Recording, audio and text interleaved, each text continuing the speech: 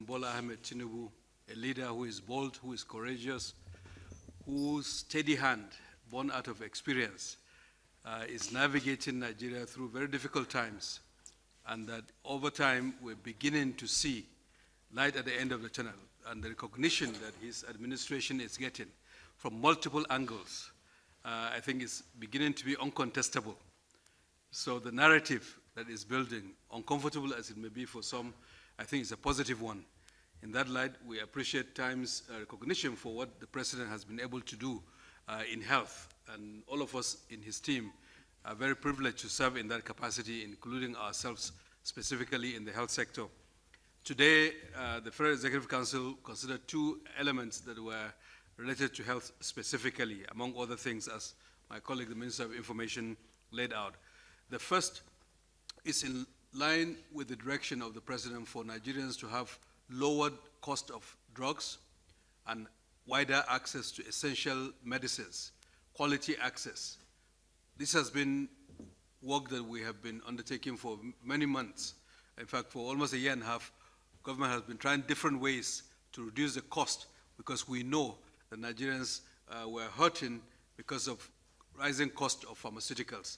It's not limited to Nigeria, as you may be aware. Even countries as far as the United States are placing executive orders to reduce the cost of pharmaceuticals.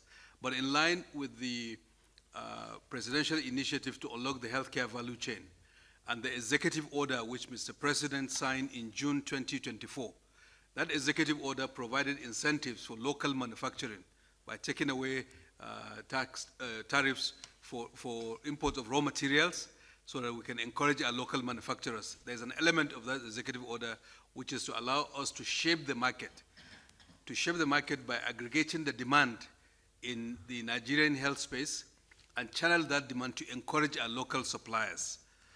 Today, Federal Executive Council approved Medipool. It's a group purchasing organization for competitive pricing and to be a supplier of essential medicine and healthcare products across Nigeria that are funded through the federal government's intervention, the Basic Healthcare Provision Fund, but also potentially outside that through federal tertiary hospitals, so that as a buyer, we can negotiate lower prices.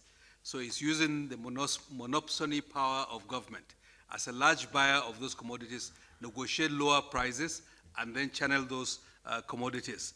And the scope includes, but it's not limited to, procurement planning, distribution, monitoring, supply chain logistics management, quality assurance, regulatory compliance, as well as ensuring that local manufacturers are supported and import substitution, the financial management and payment systems, as well as capacity building and training and contingency planning to ensure steady availability of essential drugs that are the quality that Nigerians can benefit and at a lower cost through a public-private partnership.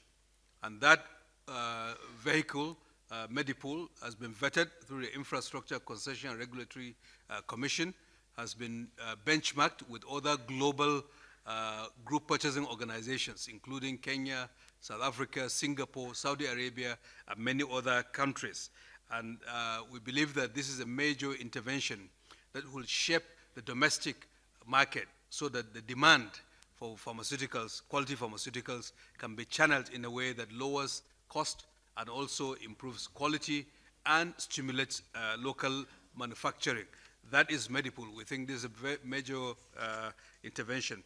The second item was the award of contract for the procurement and installation of cardiac catheterization machine by the Usman Danfodio University Teaching Hospital in Sokoto in the amount of 2.3 billion naira, essentially to help the University Teaching Hospital provide diagnosis and treatment services for heart and blood vessel problems, heart attack, irregular heartbeats. Those are very complicated, very serious medical issues.